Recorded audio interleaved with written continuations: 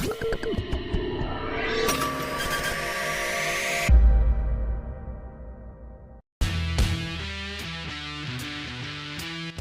Racing secara resmi meluncurkan livery terbaru mereka untuk menghadapi musim MotoGP 2025 pada Kamis 16 Januari. Dalam acara yang digelar secara daring dan dihadiri oleh para penggemar, tim asal Italia ini memperkenalkan desain motor pembalap yang memadukan dominasi warna hitam dengan sentuhan merah. Livery terbaru Aprilia tetap mempertahankan identitasnya yang elegan dengan dominasi warna hitam merah. Namun kali ini hadir dengan sedikit perubahan berupa sentuhan ungu di beberapa bagian motor untuk Jorge Martin. Perubahan ini memberikan nuansa modern sekaligus agresif, mencerminkan ambisi besar tim untuk tampil kompetitif di musim ini. Musim ini, Jorge Martin, pembalap utama Aprilia, akan menggunakan nomor 1 di motornya. Nomor ini menjadi simbol statusnya sebagai juara dunia MotoGP musim 2024, sebuah pencapaian yang luar biasa dalam kariernya. Martin mengaku bangga bisa menggunakan nomor tersebut dan berjanji akan memberikan yang terbaik bersama Aprilia setelah kepindahan dari Ducati. Saya meletakkan nomor ini di semua tempat. Saya tak punya keraguan apapun dalam memilih nomor ini karena saya sudah berjuang seumur hidup demi mendapatkan gelar dunia. Jadi, ketika akhirnya mampu meraih gelar di MotoGP, saya bisa memakai nomor ini di motor Aprilia yang menakjubkan ini, ujarnya. Selain Jorge Martin, Aprilia juga tetap mengandalkan Marco Bezzecchi yang akan menggunakan nomor 72. Duet Martin dan Bezzecchi diharapkan menjadi kombinasi yang solid untuk membawa Aprilia merebut gelar juara dunia. General Manager Ducati Corse, Gigi Dall'Igna, memang siap menghadapi MotoGP pada 2025. Namun, ia tetap terbuka mengenai rasa kecewanya karena tak bisa mempertahankan Jorge Martin, yang menurutnya bisa membentuk trisula yang tangguh bersama Pecco Bagnaia dan Marc Marquez. Sejak 2012, MotoGP melarang sebuah tim menurunkan 3 pembalap sekaligus. Kini, satu tim hanya boleh menaungi maksimal 2 pembalap saja. Hal ini pun menghalangi niatan Ducati dan Dall'Igna untuk menaungi Martin, Bagnaia, dan Marquez di bawah atap garasi Ducati Lenovo Team selaku tim pabrikan.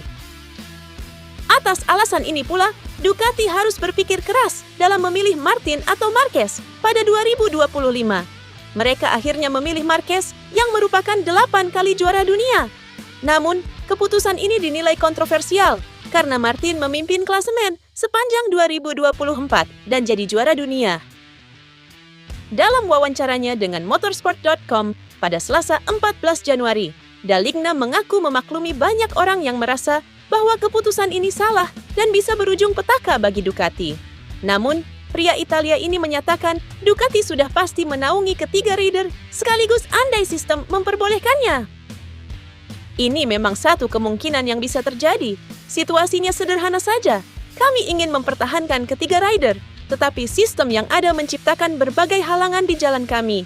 Akhirnya, kami harus memutuskan 2 saja. Saat itu, kami memilih Pecco dan Marc. Namun ketika memilih, kami sudah tahu Martin bisa jadi juara, ujarnya. Di lain sisi, mantan direktur teknis Aprilia Racing ini juga yakin bahwa Marquez dan Bagnaia bisa bekerja sama dengan baik dalam mengembangkan Desmo Sedici. Meski begitu, ia juga memperingatkan bahwa para insinyurnya punya andil yang tak kalah besar dalam menentukan keputusan-keputusan teknis mengenai motor mereka. Honda kembali bergerak cepat dengan menjadi pabrikan pertama yang menggelar tes MotoGP pada tahun 2025. Sebelum shakedown tes digelar akhir bulan ini di Malaysia, Honda terlebih dahulu akan melakukan tes privat pada 17 sampai 18 Januari 2025.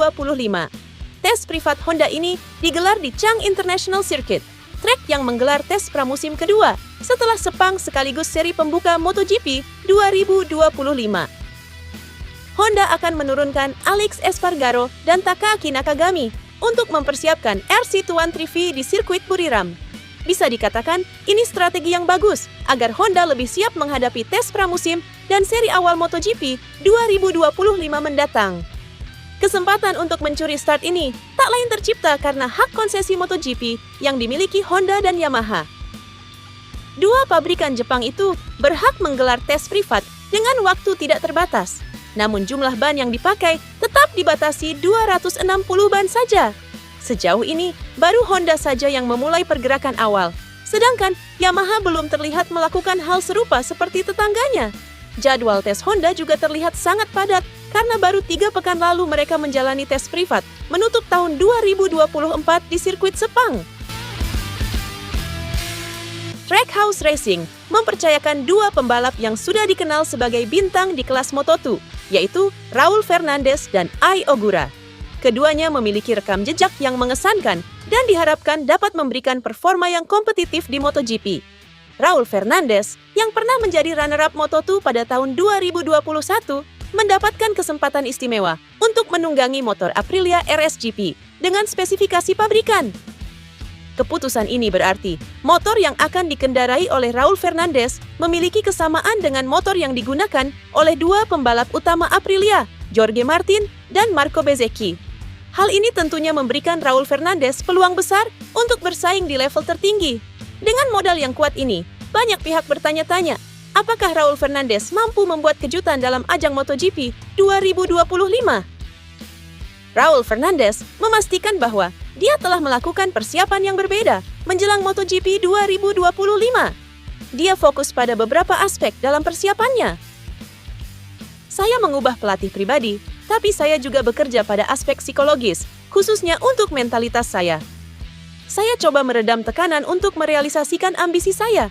Tahun ini akan dimulai berbeda, karena saya belum pernah memulai musim dengan motor pabrikan, katanya. CEO Aprilia, Massimo Rivola, mengatakan mereknya tidak tertarik untuk memasuki ajang World Superbikes karena menganggap seri tersebut sebagai kejuaraan B MotoGP. Merek Italia ini pernah menikmati kesuksesan di WSBK selama bertahun-tahun, memenangkan gelar pada tahun 2010 dan 2012 dengan Max Biaggi dan pada tahun 2014 dengan Sylvain Guintoli. Masa depan WSBK masih belum pasti saat ini, meskipun perubahan regulasi pada tahun 2027 di MotoGP kemungkinan akan menyebabkan langkah serupa dalam seri yang berbasis motor produksi tersebut untuk menghentikan motor tersebut menjadi lebih cepat dari motor prototipe di Grand Prix. Aprilia tidak melihat regulasi teknis WSBK saat ini sebagai hal yang layak untuk diikutinya, sementara Rivola meyakini seri tersebut harus mengadopsi regulasi Superstock dan mengendalikan biaya di tahun-tahun mendatang supaya punya masa depan. Ini adalah pesan yang ingin disampaikan oleh produsen manapun karena memungkinkan mereka untuk menjual. Penting untuk menetapkan batasan biaya karena tidak masuk akal jika sepeda motor seharga €45.000 bersaing dengan sepeda motor seharga €25.000. Saat ini, kami tidak tertarik untuk mengikuti SBK karena terlihat seperti kejuaraan B MotoGP.